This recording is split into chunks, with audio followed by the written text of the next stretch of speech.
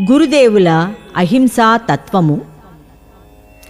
శ్రీ శ్రీ శ్రీ భగవాన్ వెంకయ్య స్వాముల వారు రాజపద్మాపురమునకు వెచ్చేసి తమ పవిత్ర పాదధూళితో ఆ ప్రదేశమును పావనము చేసినారు.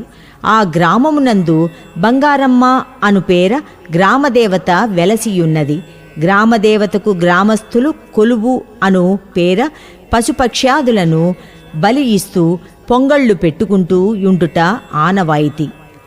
కరుణామయుడు గురుదేవుడు ఒకనాడు బంగారమ్మ దేవస్థానము వైపు పోతూ తనను అనుసరించుచూ వెంటనున్న శ్రీ వేలూరు సుబ్రహ్మణ్యం గారితో, అయ్యా, అమ్మవారు సముద్రమునకు పోయి రాత్రి స్నానము చేసి వచ్చినారు.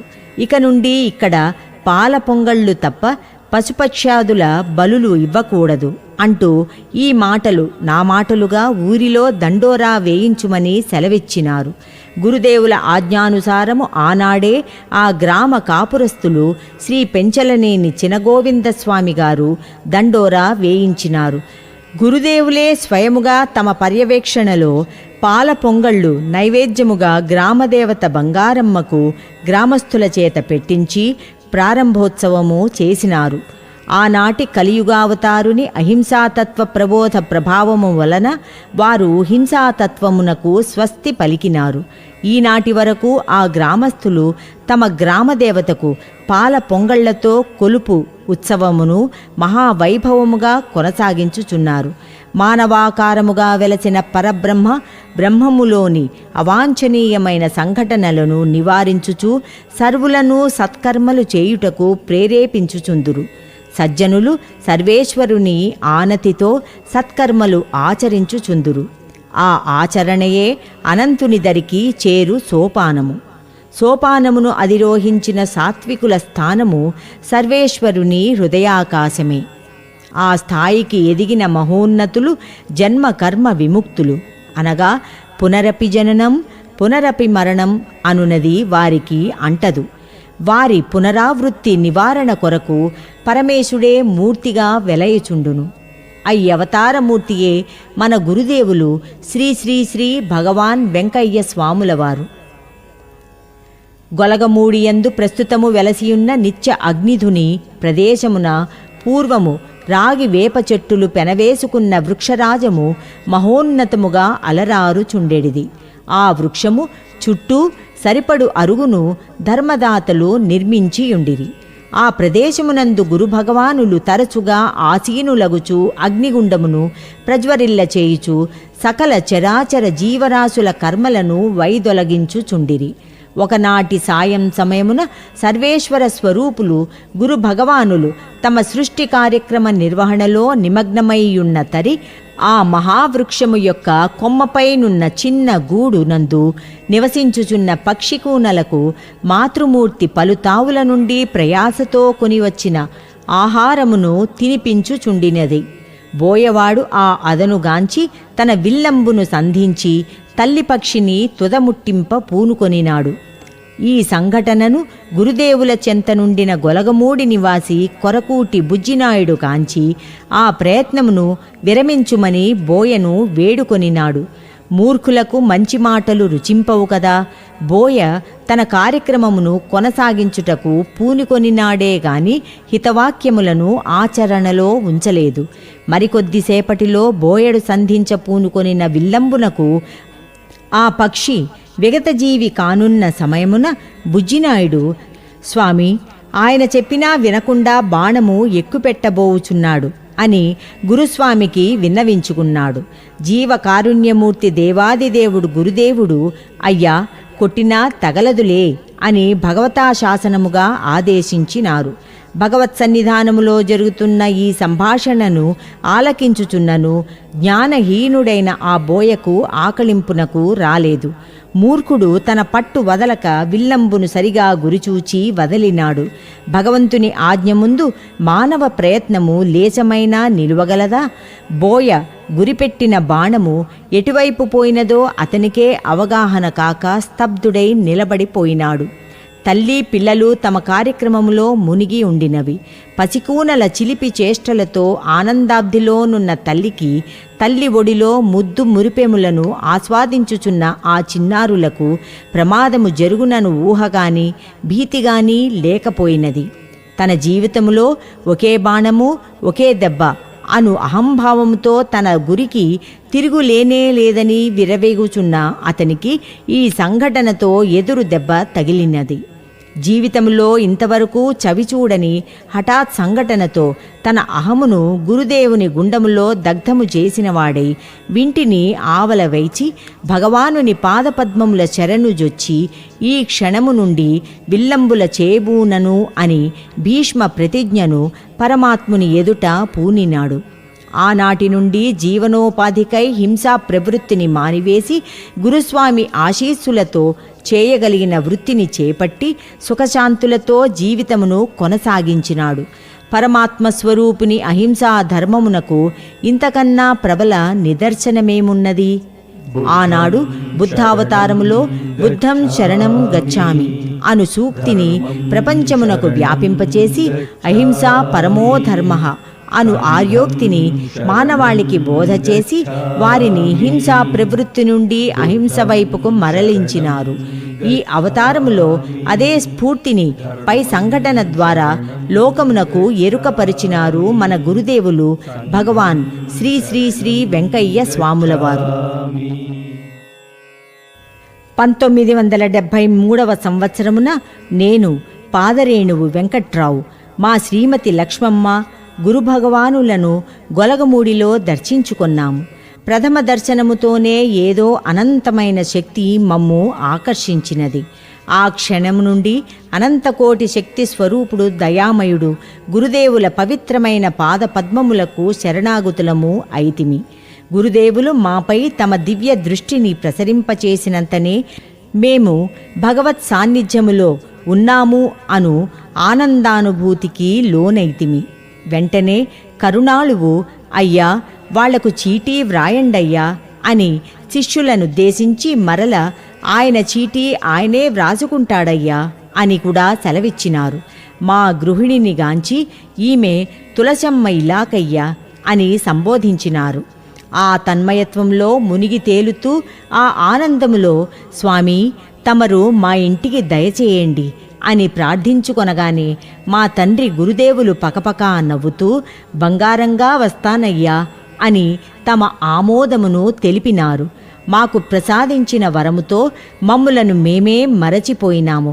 ఆ తండ్రి పాదపద్మములపై వ్రాలిపోయి, తండ్రి నీవే సర్వరక్షకుడవు, ఈ దీనులను కాపాడము అని వేడుకొన్నాము. గురుదేవులు అంగీకారము తెలిపిన సంవత్సరమునకు మా గృహమును పావనము చేసినారు. మా కనిష్ట పుత్రిక చిరంజీవి వేదవతి జననము 22/11/1974.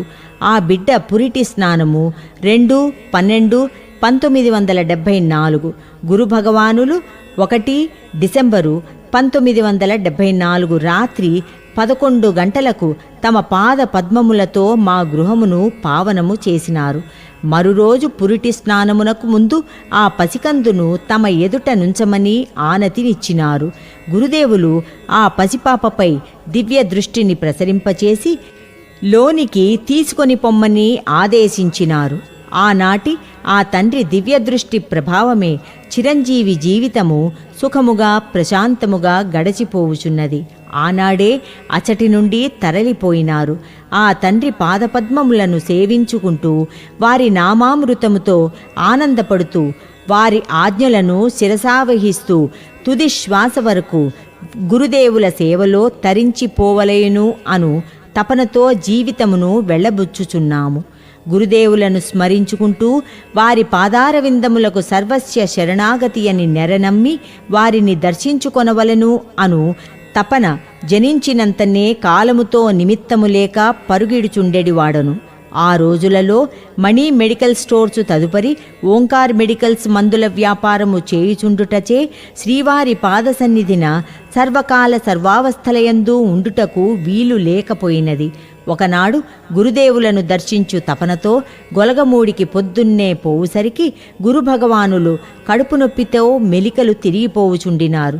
విచారించగా శ్రీ స్వామివారికి సమర్పించు రాగి జావ కాపు తగ్గినందున ఆ జావను త్రాగినందున కడుపు నొప్పితో బాధపడుచున్నారని తెలుసుకున్నాను.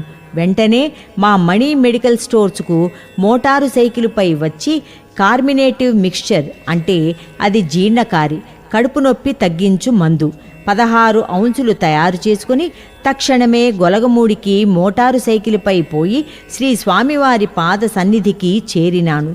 ఆశ్రిత రక్షకుడు, ఆపద్బాంధవుడు గురుదేవులు ఆ మందు పొత్తమును తాటిరేకలో పోయించుకొని త్రాగుచుండగా ఆనంద పారవస్యముతో తన్మయుడనై సాక్షాత్ శ్రీమన్నారాయణుడే అమృతము సేవించుచున్నాడను భావనతో గురుదేవులను ప్రార్థించుకుంటూ ఎదురుగా వినమ్రుడనై నిలబడినాను.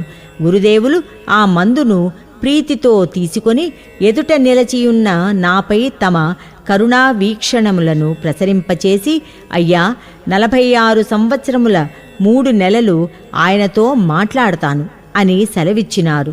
నేను యథాప్రకారము ఎప్పుడు తలుచుకుంటే అప్పుడు పరిగెత్తుకుంటూ గురుస్వామి పాదార విందములపై శిరస్సు నిడి సేవించుకుంటూ ఉండేవాడిని.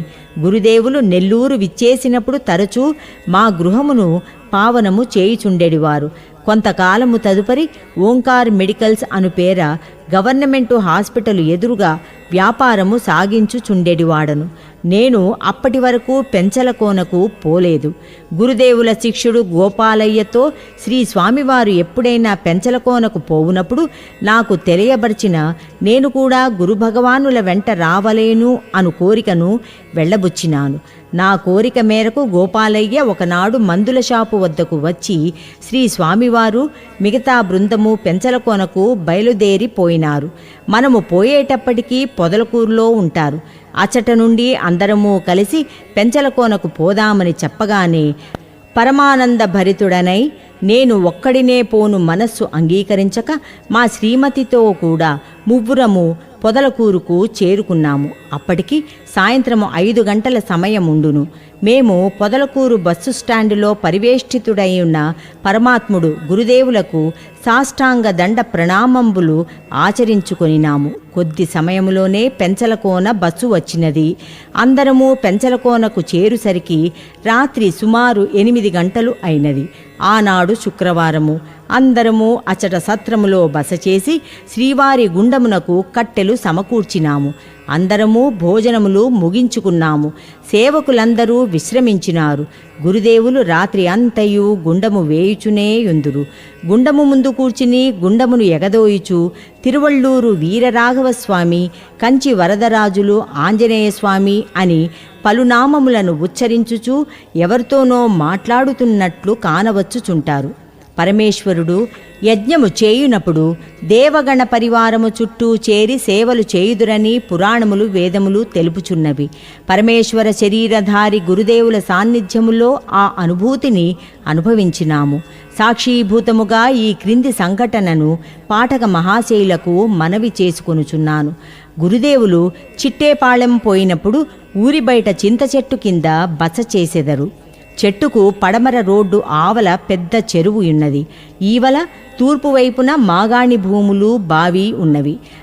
రాత్రిళ్ళు పరుండినప్పుడు చల్లటి గాలి ఒకవైపు, బురదతో నిండిన సేద్యపు పంట పొలముల నుండి శీతలము ఒకవైపు, చుట్టూ కటిక చీకటి మరి ఒకవైపు. ఆ వాతావరణము బహు చక్కగా ఉన్నదని గురుభగవానులు అచట మకాము చేస్తూ ఉండేవారు. ఒకనాడు రాత్రి గురుభగవానులు గుండము వేసుకుంటూ నడిజామున, అయ్యా, అందరూ నిలబడి ఉంటే చూస్తూ ఊరుకుంటారేమయ్యా, చాపలు పరచండి అని పెద్దగా కేకలు వేయసాగిరి. ఆ అరుపులతో సమీపమున పండుకొని ఉండిన శిష్యుడు సోంపల్లి రామానాయుడు లేచి, ఏంది స్వామి, చాపలు వేయమంటున్నారు? ఇచట ఎవరూ లేరే? ఎవరు స్వామి అనగానే పరమాత్ముడు గురుదేవుడు, ఏమీ లేదు అయ్యా, మీరు పోయి పండుకొనండి అనినారు. పరమేశుడు కైలాసమున నిర్వహించుచుండిన యజ్ఞయాగాది క్రతువులకు దేవగణ పరివారము సేవలునర్చుట వారి కర్తవ్యము. ఆ పరమేశుడే మానవ శరీరధారి అయి భువిన అవతారమూర్తిగా దర్శనమిచ్చినప్పుడు తాను కైలాసమున నిర్వహించుచుండిన కార్యక్రమమును ఇచ్చట కొనసాగించినప్పుడు ఆ దేవగణ పరివారము ఇచ్చట కూడా సపర్యలు ఒనర్చుట సహజమే కదా. అందులకే పరమేశ శరీరధారి గురుస్వామి తన ఉనికిని తన శిష్యులకు గోచరింపచేయుటకే ఆనాడు ఆ విధముగా ప్రవచించినారు. గురు భగవానుల ఉవాచలోని పరమార్థమును గ్రహించుకొనిన శిష్యులు ఆ దేవగణ పరివారమును కాంచు భాగ్యమునకు నోచుకొనలేదు. ఆ భాగ్యము కొరవడినను దేవాదిదేవుడు దేవగణముల అధిపతి సర్వసృష్టికర్త గురు భగవానుల సేవ అంతకన్నా మిన్నయే గదా. పెంచల కొనలో ఆనాటి శుక్రవారము రాత్రి అంతయు మెలుకొని గురుపాద సన్నిధిన గడిపినాడు పాదరేణువు. శనివారము శ్రీ స్వామివారి సేవలోనే ఉండినాడు పాదరేణువు. మరునాడు ఆదివారము మధ్యాహ్నము ప్రయాణమునకు ముందు గురుదేవులకు సర్బెక్స్టీ అంటే సత్తువ కలిగించు మాత్ర తినిపించిన శారీరకముగా శక్తి వచ్చునను ఆశ పాదరేణువుది.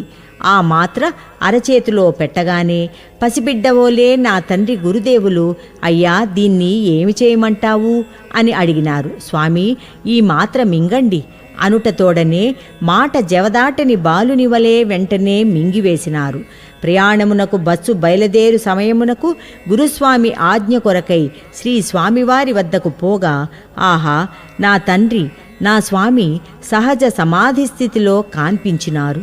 నేను శ్రీ స్వామివారి ఆజ్ఞ లేక బయలుదేరుటకు మనస్సంగీకరించక ఒకవైపు, మరి ఒకవైపు మా శ్రీమతి మనము వచ్చి 2 రోజులైనది, ఇంటి దగ్గర ఎట్టున్నారో, బస్సు కదులుతుంది ఎక్కండి అని హడావిడి చేస్తూ అరుస్తూ ఉంటే దిక్కుతోచని స్థితిలో బస్సులో కూర్చొనడము బయలుదేరడము ఒకేసారి జరిగిపోయినది. ఆదివారము సాయంత్రము నెల్లూరు చేరినాము. మేము ఇంటికి చేరిన తర్వాత మా అమ్మగారు పొట్టేపాలెం శంకర్రెడ్డికి బావులేదు, పెద్దాసుపత్రిలో చేర్పించినారు. వెంకట్రామయ్య అంటే అది గురుదేవుల యొక్క ముద్దు పేరు. వస్తూనే ఈ విషయము చెప్పమని శంకర్రెడ్డి మనువడు వచ్చిపోయినారని తెలిపినారు. శ్రీ శంకర్రెడ్డి గారు గురుదేవుల ఆజ్ఞగా పెరుగన్నం మాత్రమే 11 సంవత్సరములు భుజించిన భక్త శిఖామణి.